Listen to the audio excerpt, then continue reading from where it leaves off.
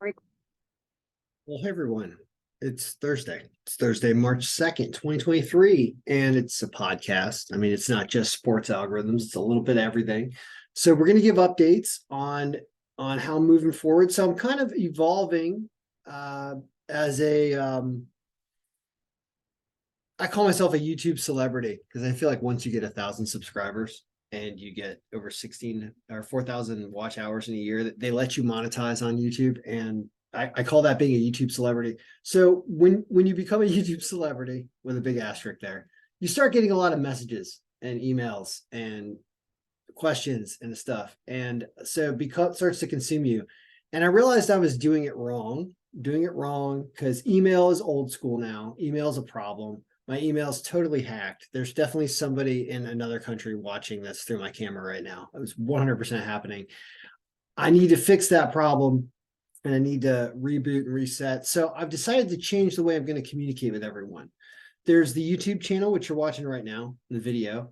I'll do those. And then I'm also going to use Twitter. I'm going to use Twitter. I'm going to use the messages on Twitter. I'm going to use the comments. I'm going to answer questions.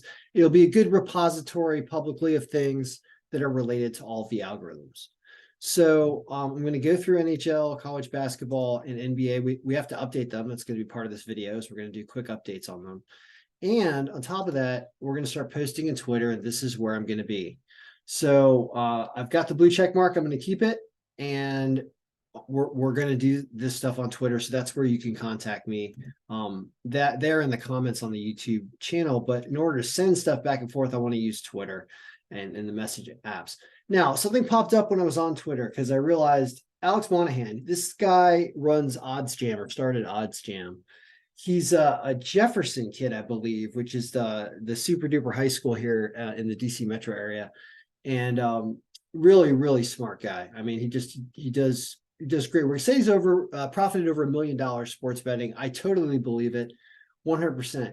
And I was thinking, well, he does a really good job getting odds, finding, picking the middle and stuff like that, finding ways where you get a lot of risk-free bets based on lines on different sites. But he also makes picks. I mean, he also, picks certain things in certain games to do things as well, I believe. And I would like to challenge him. I would like to challenge him because what the algorithms do every day, and it did it yesterday when you look at NBA, is I said play Chicago and play the Sixers yesterday because those were clear areas where the algorithm was showing a lot of propensity for those teams to win and not a lot of factors against them. Turns out a ton of these games won. But I would be like, hey, Alex, I want to go through the algorithm. I'm going to give you the picks in all these sports, the ones that are really supposed to win, even if they're not at reasonable lines. And I just want to compare to whatever. I mean, do you do picks like that every day? Do you have like top picks? I think you might.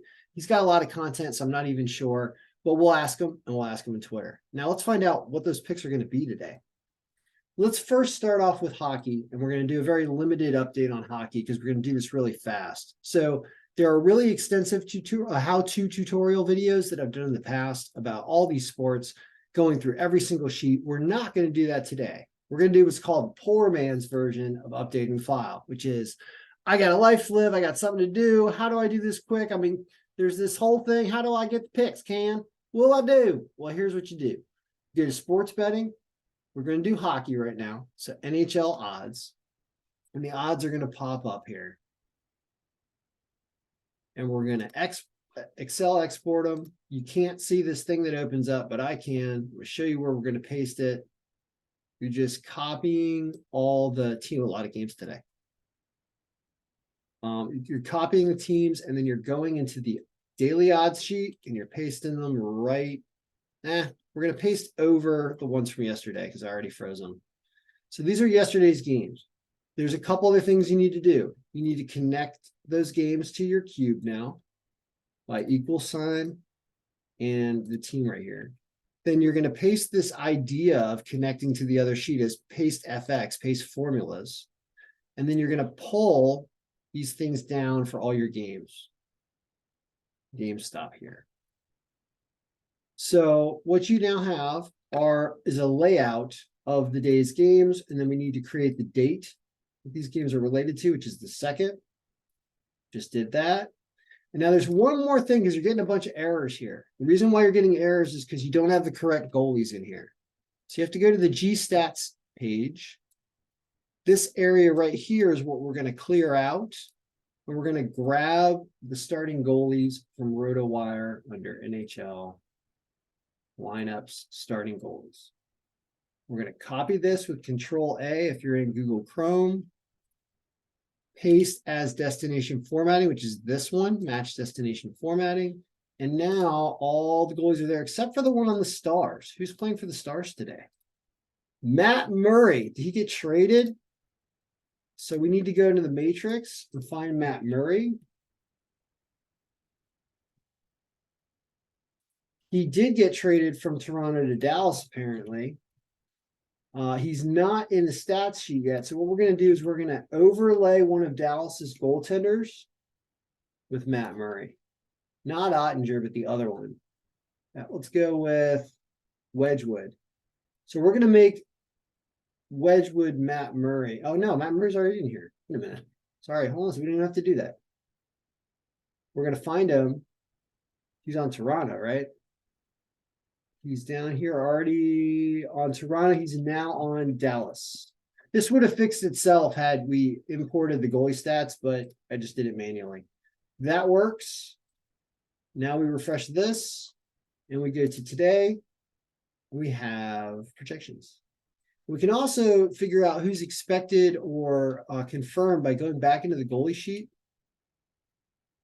And I know we're bouncing around. It's tough on the eyes, but you got to go to the first name that appears and go down to the first status that appears and connect those two and pull that formula down.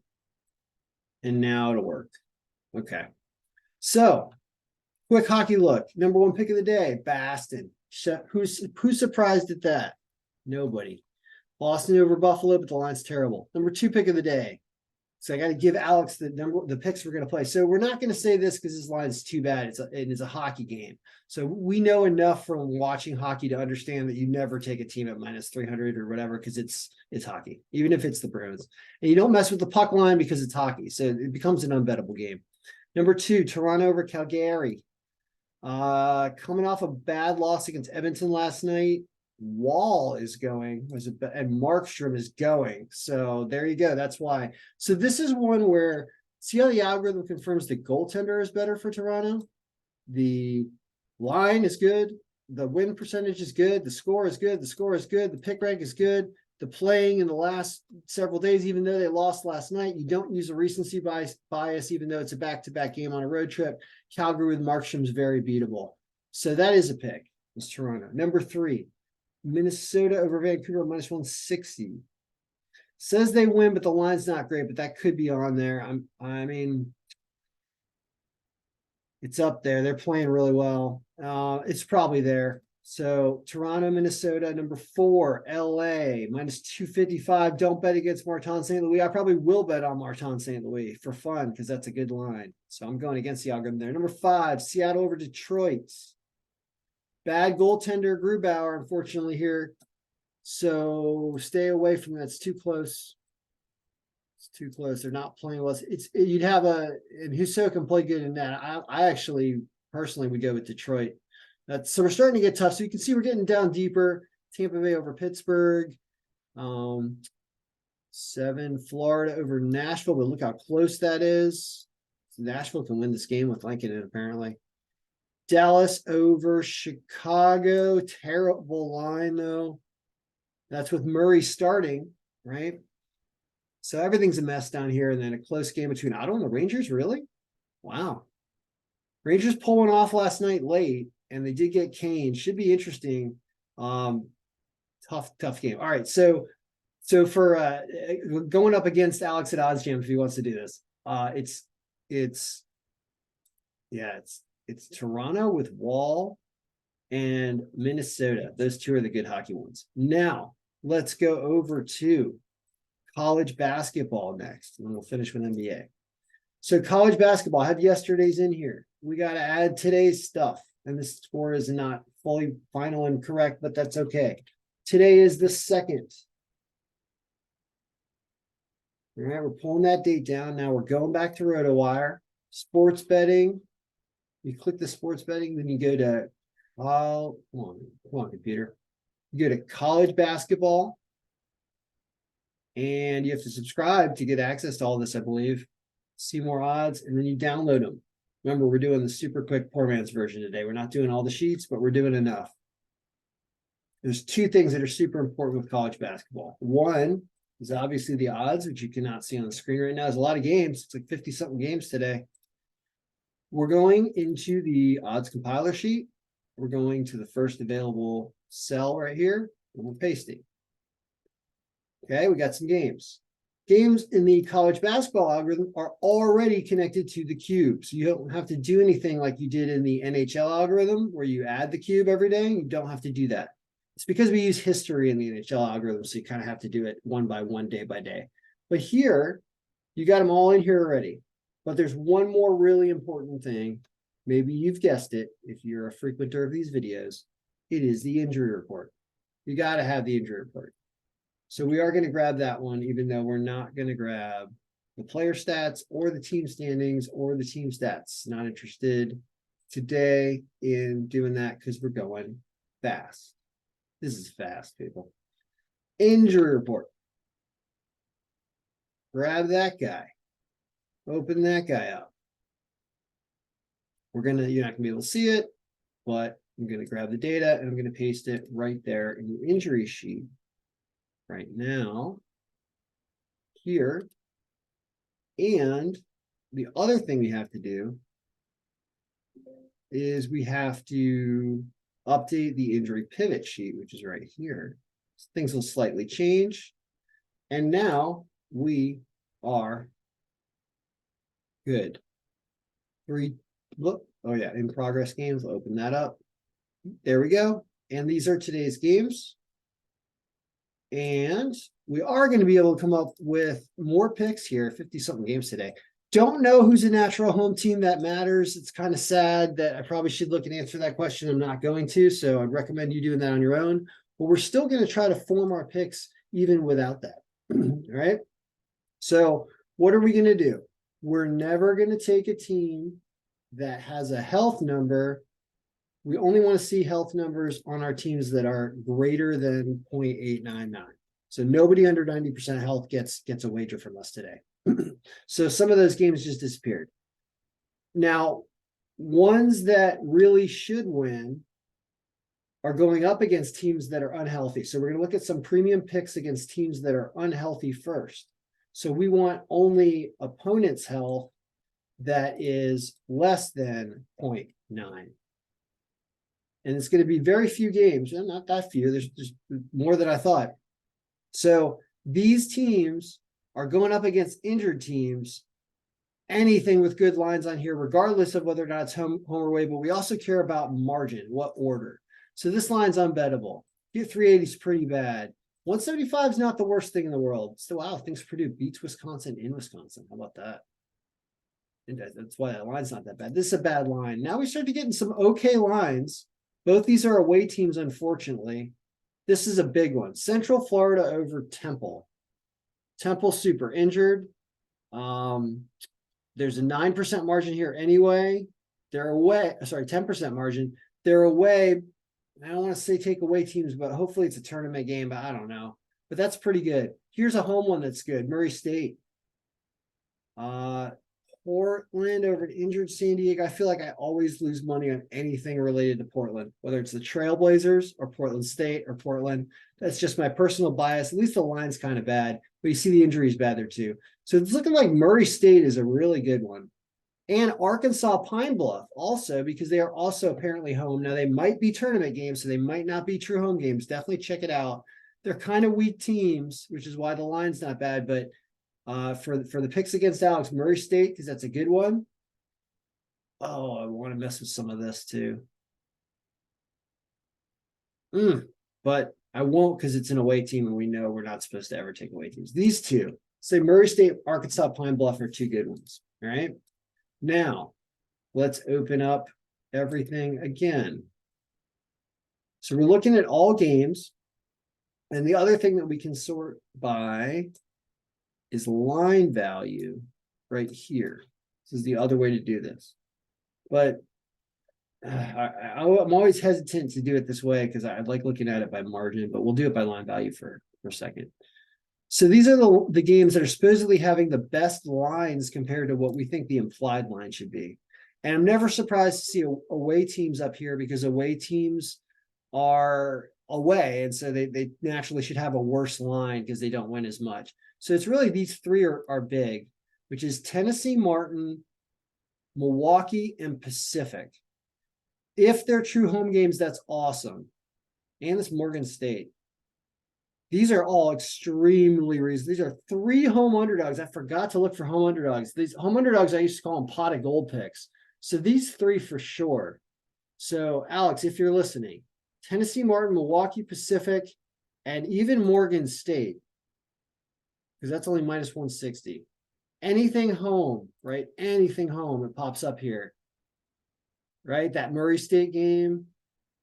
Lehigh is okay also. These are not really strong teams, which is why you're getting reasonable lines, but they're home, and in some cases they're going up against injuries. So these are good picks. So that'll be on a round robin for this. There's actually a lot on here. I'm surprised to see home teams. These must not be natural home games. That's what's going on. And if I looked at the phone, I'm sure I'd see like 900 of these are tournament games or something. But that's college basketball. As you see, there are things to play, and that is kind of interesting. We'll go back to our traditional sort of descending by margin right now, because I like to leave it in this way, because it does, you get those string of wins up top. Like if you look at yesterday, I'll leave it unhidden real quick. If you look at yesterday, which I believe is accurate, except for the injury report,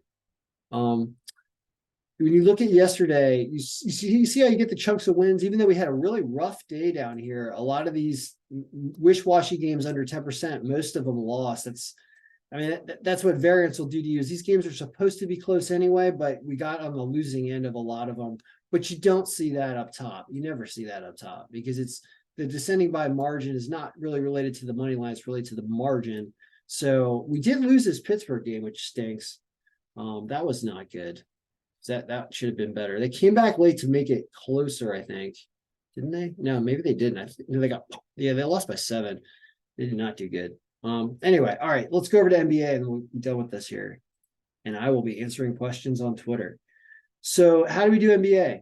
Well, poor man's version of NBA. We gotta add some more records here. First of all, add some more formulas, bring some more down. Then we need to go grab the odds from RotoWire, of course. Sports betting NBA odds. Not very many games today. It's a college basketball betting day, as you can tell. It really looks like it. There's a lot on that college basketball sheet. Go buy copies. Go buy your one-day copy and follow the tutorials and update it yourself. And don't wait for a little old me to do it. Take control of your life. Do it yourself. Come on now. All right, so let's go over here and add dates for the second. These also automatically come in, unlike NHL, but yes, similar to college basketball, the games automatically populate. I should do an injury report. I'm being lazy. I should do an injury report. I'm not. So now you got to do it. What am I talking about? Can't do it. It's not worth looking at without the injury report. I'm sorry. Let's get real. Because it matters so much on who you should take. You find yourself staying away from injured teams, you find yourself winning more often. That is a true statement. I've been doing this long enough to know that. So we are grabbing the injury report, and we do a very similar process to college basketball in that we paste it in the injury sheet, which we will get to right now. Injuries are over here.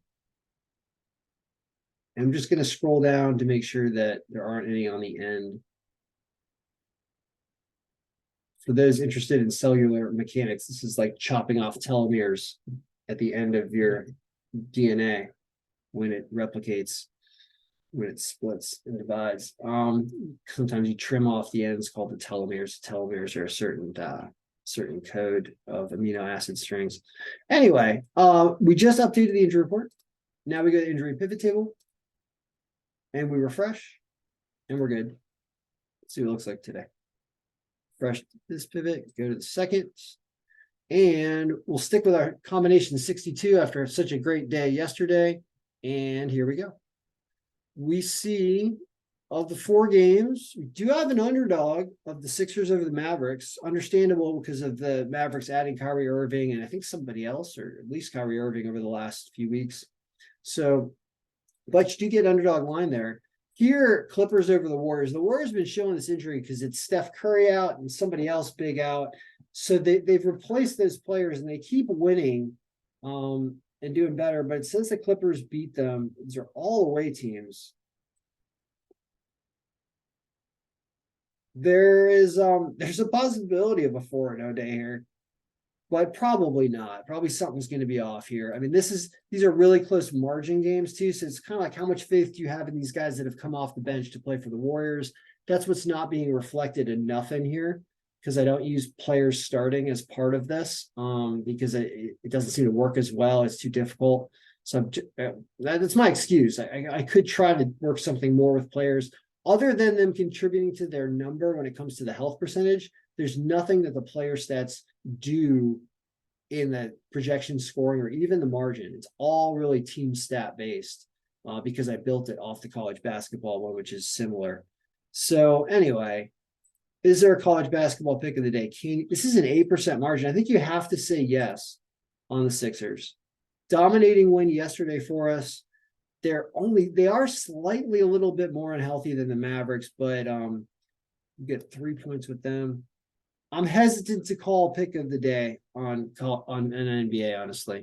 It would be this, but there's a reason why Dallas could win that we know based on trades. So the algorithm might be overestimating them slightly. So it's a really tough day for NBA. But in summary, Alex from Odds Jam, from Jefferson. Alex, we're going with Minnesota and Toronto. Toronto likes to lose games, though. But we're going with Minnesota and Toronto today in hockey. We're thinking about this. We like this underdog line. Let's just say it. We're doing it. We're going with the Sixers. We're going with the Sixers. And then in college basketball, we are absolutely taking home underdogs. Assuming they're actually home. Well, wait a minute. Now they're not home? What happened? What did I have filtered? Oh, what happened? We had home underdogs, didn't we? I swear we did. Wait a minute. Hold on. I know we had them. So I saw them. Line value descending. Yeah, they're not home. Oh, we're looking at the wrong day. Kenny, what's wrong with you? Now they're going to pop up at the top. These are the ones. Tennessee Martin, Milwaukee Pacific, and Morgan State. I mean, I can clearly say anytime you have a home underdog or a home team with a good line and a reasonable margin, that those are good picks. So you can expect to go 2-2 at the worst on these. Can happen. You can go 2-2 with these super low margins, but I hope they're all true home teams. But expect 3-1 and almost expect 4-0 because if they are true home teams, it's good stuff. All right. Good luck, everyone. May all your picks be winning.